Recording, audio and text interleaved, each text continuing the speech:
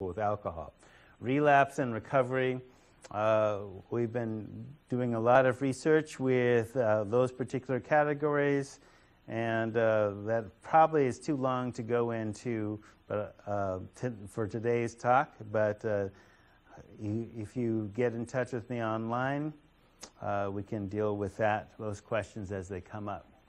Now, what I call induced ignorance addictions is that addiction itself depends on the concealment of the whole truth. And the whole truth is you are a capable being that has the wisdom of the universe within you already. And addictions reinforce the illusion that you do not possess the inner resources of the wisdom of the universe within you. So there are certain addictive organizations, whether that's social structures, policy and practices within society that ensure addictions will continue by creating dependence on outer solutions to inner problems rather than develop or even acknowledge inner resources.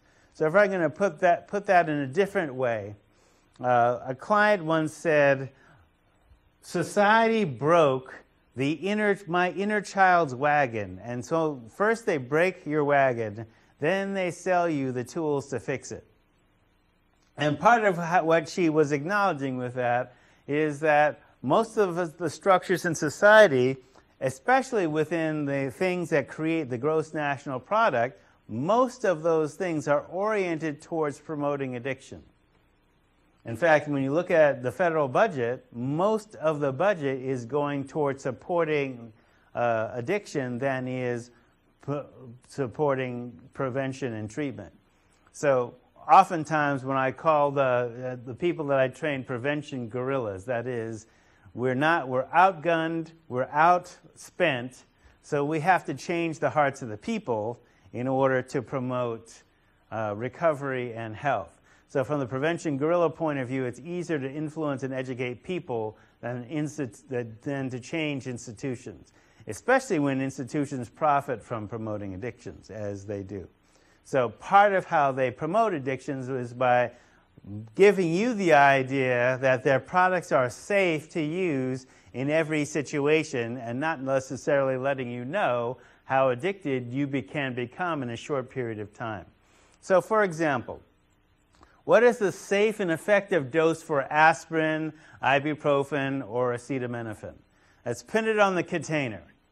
So the safe and effective dose of alcohol for social lubrication, using those same principles of pharmacology, that is, alcohol is a drug, okay, and it's been in humankind for several thousand years, ever since agriculture, and so there is a safe and effective dose of alcohol for social lubrication, and social lubrication is a state in which you are loose enough to talk to people, but you still retain your memory, you still retain your judgment, and you're not going to get in trouble. So according to those same principles of pharmacology, that is the safe and effective dose of an aspirin, and we'll call that 0.02 blood alcohol level. So this fact is known and knowable. It could be printed on the container, but isn't because you would consume less. So one question that could be asked is, how much is that for you? Now, assuming you're 21, and because in America, most people don't wait till they're 21 to drink, even though they are aware of what the legal drinking age is. So one of the things that happens in America in particular is that while it's illegal for you to drink, it is not illegal to market to you. Now, the marketing, that is the advertising, does not directly say, kids, you need to drink. That would be illegal. That would be illegal. So part of what happens is that it's not illegal for them to advertise to you. And so that advertising creates a climate in which you think that drinking is normal and that alcohol use is associated with an athletic event. You know, witness our local University of Oregon tailgating. Okay? The party starts long before the game starts. And what is normal? Alcohol drinking, heavy alcohol drinking and, consuming like a barbecue in, rain or shine. So if we look at the safe and effective dose of alcohol for social lubrication, so let's look at the medical definition. How much is too much? So alcohol binge drinking is the medical term. Binge drinking is defined as 4+ doses in a sitting for women and 5+ doses in a sitting for men. Now let's just define a sitting as a 2-hour period.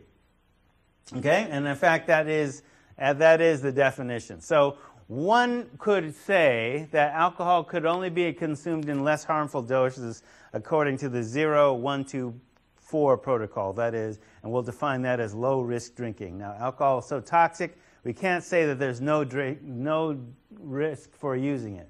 So, 0 use, if you're under the legal age and you have no family history of alcoholism, you're not pregnant, no mental or physical illnesses made worse by alcohol. So 0 use if you're below the legal age.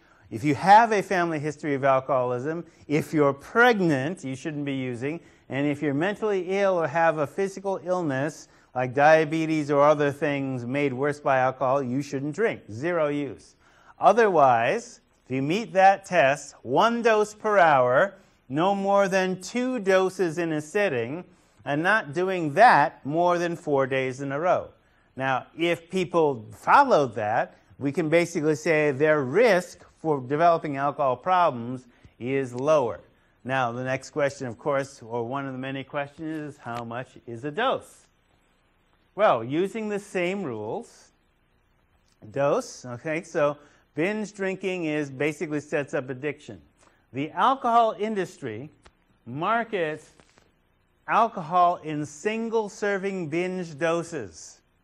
So, for example, your Long Island iced tea, 40 ounces of malt liquor, 3 pints in a brew pub, or a pitcher.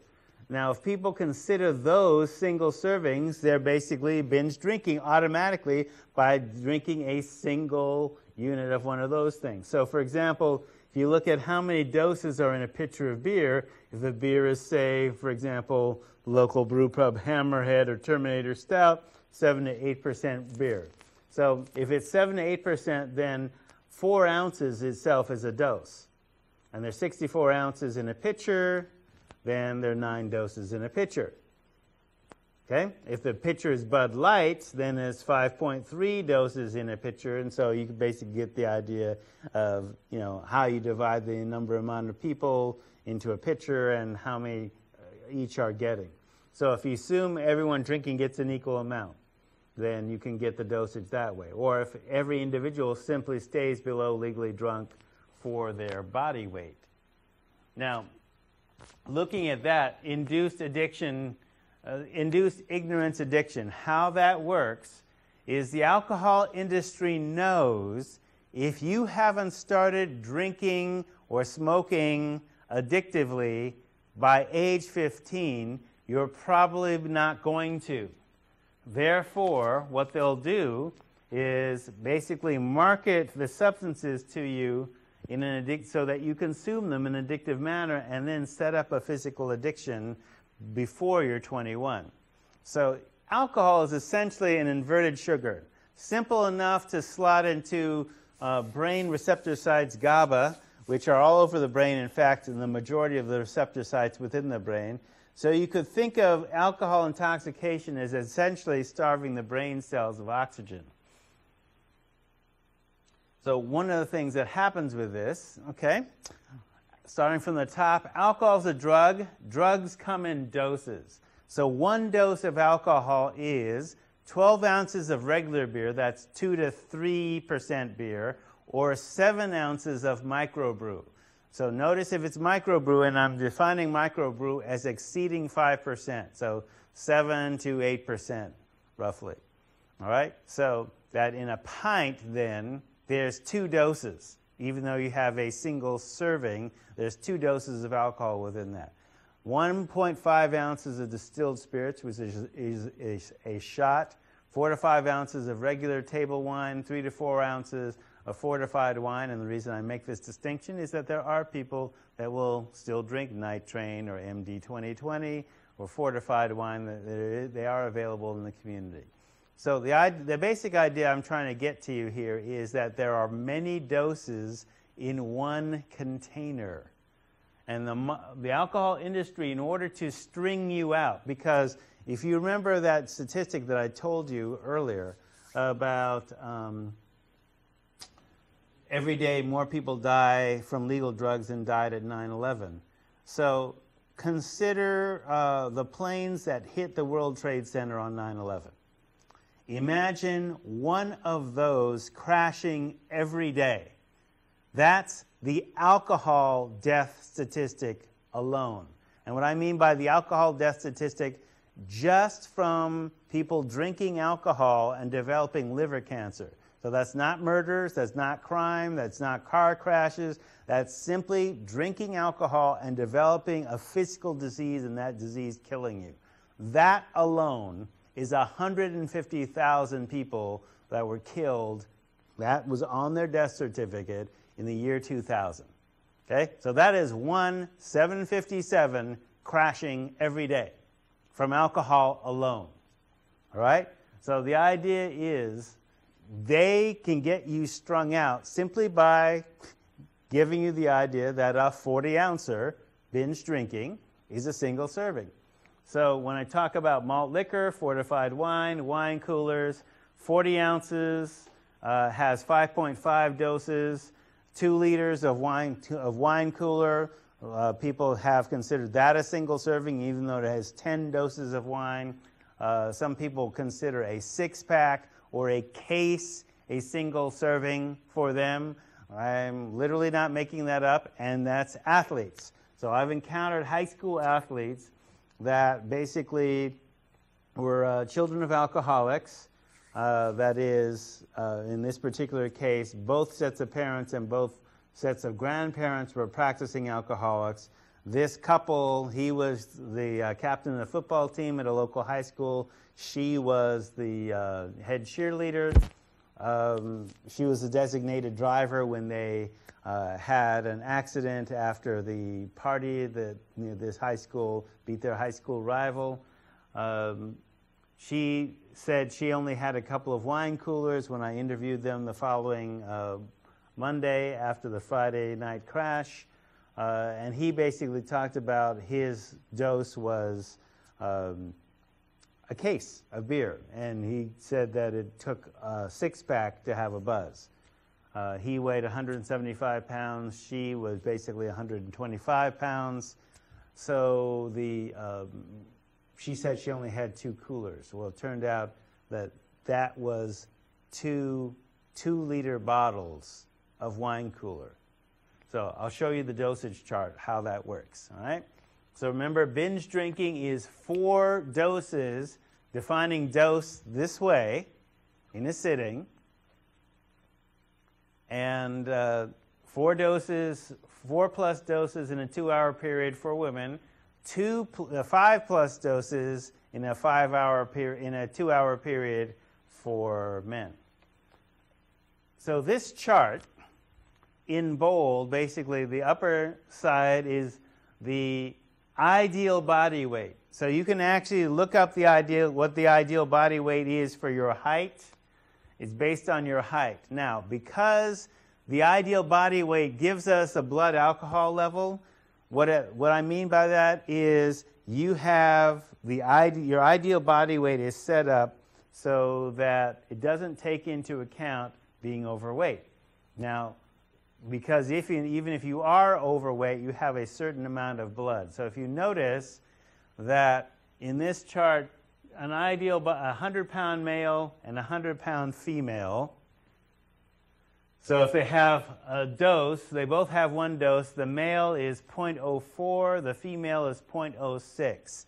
The reason for this is, even though they weigh the same, she has less blood than he does because he has more muscle mass and it requires more blood to run muscle mass. So even though they may physically weigh the same, he has more blood, which means that all things being equal, she could get drunker faster on the same dose, unless, and this does not take into account tolerance, but the idea is this. If you look at the fourth column down, the male that I talked about in the high school example, he weighed 175 pounds. He said that he required a 6-pack to feel a buzz. So if you go over to 6 doses and you go down the column, you see his blood alcohol level, because it took him the first hour to drink that 6-pack, right? Just slamming him down, pounding him down. So he's basically at 0.15. That is to say, double legally drunk. And legally drunk for him basically fell between the 3rd and the 4th beer. But he didn't feel the buzz until after the first 6-pack, which put him at double legally drunk. So it's not that legally drunk is set too low. It's that you have been induced into following a drug overdose schedule. You see, we would see that drinking, we would clearly see that drinking or eating half a bottle of aspirin is a suicide attempt. Clearly, you would think that. But you don't see that drinking a case of beer is harmful to you. Certainly, it doesn't always end in death, but certainly it's, not medically recommended. So why do we consider it normal? And who gave you the idea that binge drinking is normal? Certainly not drug counselors. Okay? The alcohol industry. That's why I'm calling it induced ignorance. Okay?